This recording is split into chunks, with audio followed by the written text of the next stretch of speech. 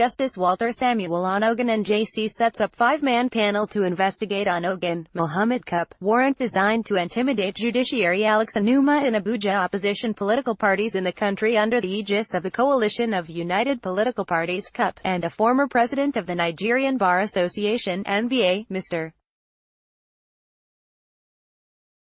Alex Agbakoba, SAN, have protested the order handed down to the Inspector General of Police (IG) and the Director General of the Department of State Services (DSS) by the Code of Conduct Tribunal (CCT) to arrest and produce the Chief Justice of Nigeria (CJN), Justice Walter Onnoghen, in court within 48 hours.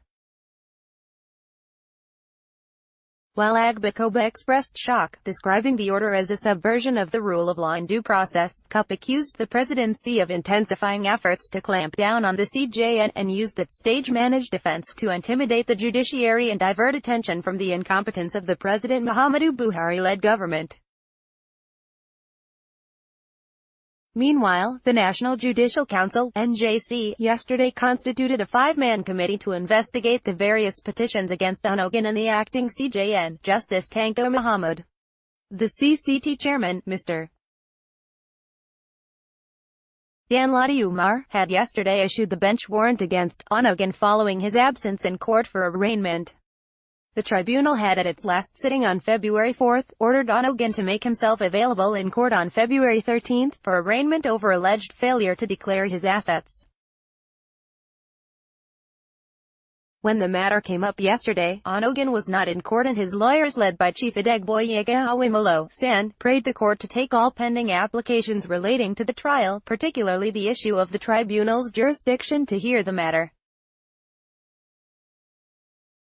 The senior counsel insisted that the issue of jurisdiction must be determined one way or another before the tribunal could proceed to take further motions. He, therefore, prayed the tribunal to allow the issue of jurisdiction, being the foundation of the trial, to be resolved in the interest of justice. But counsel to the federal government, Mr. Umar, SAN, opposed the application by Onnoghen's counsel and insisted that the issue of the defendant's absence in court to take his plea must be addressed first. He said until the defendant appears physically in court, the issue of jurisdiction and other motions cannot be taken, adding that while in court, Onnoghen has the right to refuse to take plea but has no right to refuse to appear in court. The counsel recalled that since January 14, when Onnoghen ought to have been arraigned, he was not in court, adding that even after the service of the charge had been effected on him in person, he still did not appear in court. The government lawyer, who cited authorities to support his submissions, promised to make the authorities available to the tribunal to enable it arrive at a just conclusion. However, in a surprise move, the CCT chairman brought out a written ruling and read almost immediately the government lawyer concluded his argument. In the ruling, Umar ordered that a bench warrant be issued against Onnoghen for his arrest either by the Inspector General of Police or the Director General of the Department of State Services, and to produce him before the tribunal this Friday. Umar said Onnoghen must be in the dock tomorrow unfailingly, adding that he must first submit himself to the jurisdiction of this tribunal and raise whatever objection he has to the trial thereafter.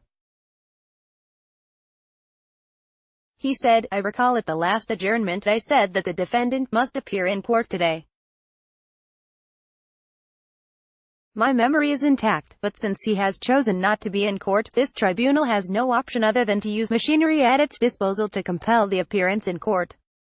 For this reason, bench warrant is hereby issued to the Inspector General of Police or the Director General of the Department of State Services to produce him before this tribunal on Friday.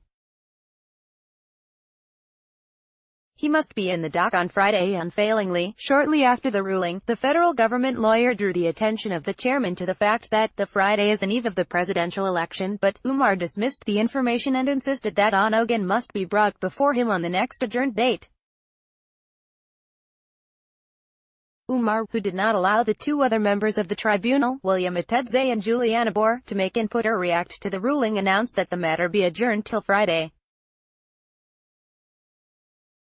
Onnoghen's arrest moved to steal people's votes, CUPP alleges. Reacting to the warrant of arrest issued against Onnoghen by the CCT, the CUPP accused the presidency of intensifying efforts to clamp down on the CJN and used that stage-managed defense against the CJN to intimidate the judiciary and divert attention from the incompetence of the Buhari-led APC government.